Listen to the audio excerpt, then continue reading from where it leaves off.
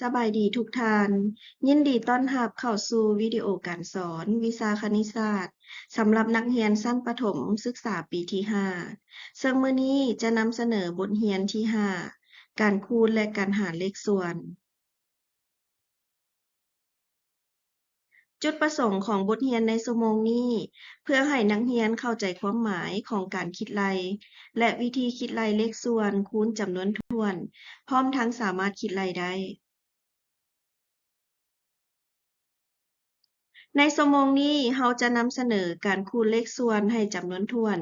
ซึ่งโจทย์ปัญหามีอยู่ว่า มีทอนเลขยาว2/5 เมตรอยู่3ทอน ถ้าเอาต่อใส่กันจะได้จักเมตร ดังในรูปภาพจะเห็นได้ว่า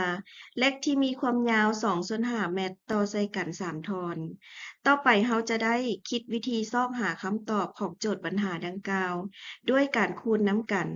โดยเริ่มจากเขียนประโยคสัญลักษณ์ พวกเรามาลองเขียนน้ำกันเบิง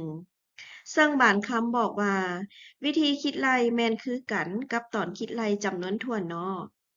เราจะเห็นว่า อยู่ในบล็อกที่ 1 แม่นขนาดของ1เทื่อแม่น2/5 และอยู่ในบล็อกที่ 2 แม่นจำนวนเทื่อแม่น3 ฉะนั้นเราจะได้ประโยคสัญลักษณ์แม่น2/5คูณ3 ต่อไปเราจะมาซอกหาผลคูณของ2/5คูณ3ด้วยการบวก เราจะได้2/5คูณ3เท่ากับ2/5บวก2/5บวก2/5ซึ่งบางคำบอกว่า วิธีการบวกเลขส่วนที่มีพูดคือกันแม่นเอาจำนวนพูดบวกกัน ฉะนั้นเราเอา2บวก2บวก2เท่ากับ6ส่วนพูดรักษาไว้คือเก่าจะได้6/5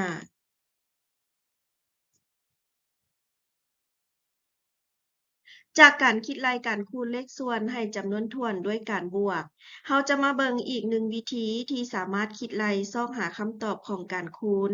2/5คูณ3วิธีการก็คือเราจะเอา2ที่เป็นจำนวนพูดคูณให้3ที่เป็นจำนวนถ้วนส่วน5ที่เป็นพูดรักษาไว้คือเก่าฉะนั้นเราจะได้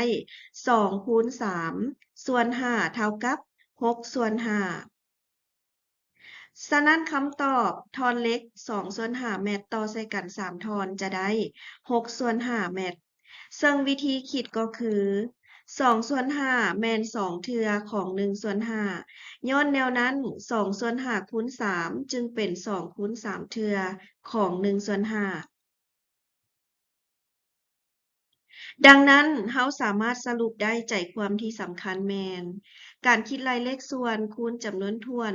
แม่นเอาจำนวนพูดคูณกับจำนวนถ้วนแล้วรักษาพูดคือเก่ามาฮอดนี้การนำเสนอเกี่ยวกับการคูณเลขส่วนกับจำนวนถ้วนก็จบลงเพียงเท่านี้ขอขอบใจ